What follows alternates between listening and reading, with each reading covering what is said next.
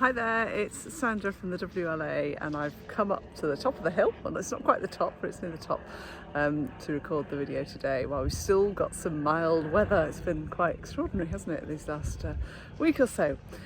Anyhow, we are heading rapidly towards the end of the year. Can you believe it? This time next week it will be Christmas Day, goodness. And I thought I'd share some thoughts with you around reviewing your year. I do this every year. I encourage my clients to do this every year, to really think about achievements and what's happened in the year. It's very, very easy to keep focusing on what next, the problems, all the stuff we've still got to do. And we honestly never take enough time to celebrate all that we have achieved. I don't know if you just saw Buddy then in the background. He's trying to find the pheasants, I think. And it is really, really important. And I will be doing this exercise between Christmas and New Year. But I have been giving some thought to it already, and just an initial kind of what's happened over this last year.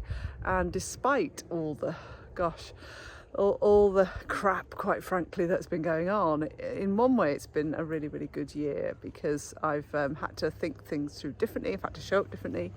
I've had a great business year. I've met with some amazing new people. My circle and network has expanded.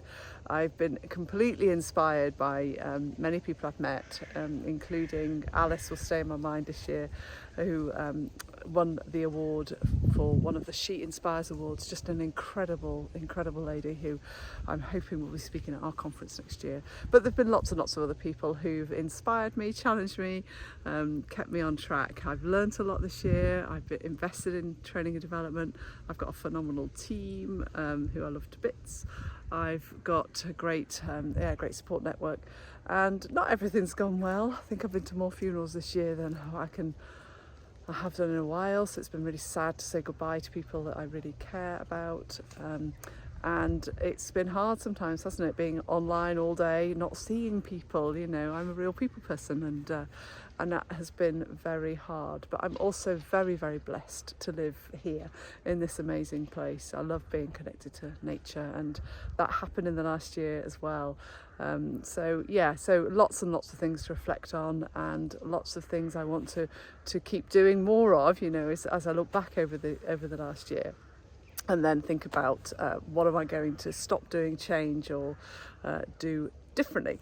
So thoughts and questions for you. I have got I've got about 30 questions. So I just thought I'd pull out a few ones that might help you with your planning, and get yourself that lovely journal that we all love to have between Christmas and New Year. When things have died down a little bit, just have a reflection on 2021 and think about, okay, what are the initial highlights? What are the things that I've achieved this year? What are the things I'm really proud of? And just reflect back and look at, you know, different aspects of your life, and just see what stands out. Always good to think about our work as well, isn't it, and the career, and remind ourselves of things that perhaps we made happen. You know, a great question is to think about, when you look back a year ago, what have you made happen that wasn't even on your radar 12 months ago? And how big, stretching and amazing has that been for you? It could also set you, what happens usually with that is you realise just how much you can achieve when you really stretch yourself. So I'd encourage you to think about that. And if you haven't achieved anything, then maybe make 2022 the big one that you do. You could have a think about what you've done in the community. So there may be some initiatives you've set up, or community groups you've got involved in. I know for me, obviously, our coachathon was phenomenal, absolutely phenomenal, and the idea and the support from the coaches, incredible in terms of what we achieved. So that's been really, really important to me, and I want to do more of that, actually, just that, because I get such a heart connection from really supporting people in a different way. So what are you doing in your community and you're giving back? What else can we look at? We can look at relationships. That's another biggie, isn't it? So who have you let go of this year? Maybe turn the dial on seeing quite as much. Who have you let in to your life? And who has supported you over and above the cause that really you know, when you look back and think, gosh, they really have impacted me in a very positive way?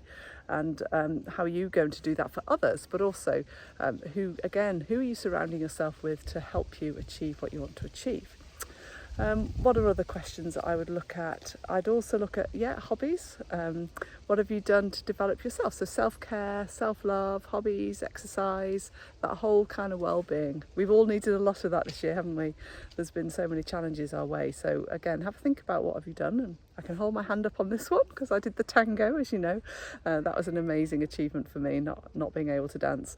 So that was phenomenal. Loved doing that. So what else have you achieved, maybe from a hobby perspective or an exercise perspective? And what about your environment? Where are you living? What have you done within the home? There's been a lot of people focusing on renovating homes and changing homes and all of that. So what's worked for you there? There's a lot to think about, isn't there, when you start to break it down? There's lots of different life categories to look at.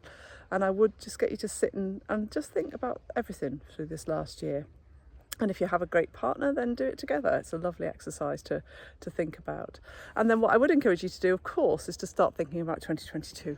And in the WLA in January, we will be hosting a full planning session where we're going to look at all categories of life and set our intentions. And because we're doing it in a group setting, we're going to encourage everyone to stretch their boundaries a little bit more than perhaps they would.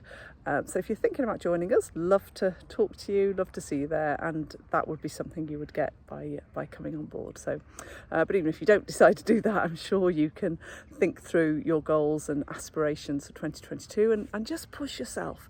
Go to the edge of your comfort zone. Okay, that's where the magic happens. That's where the magic is.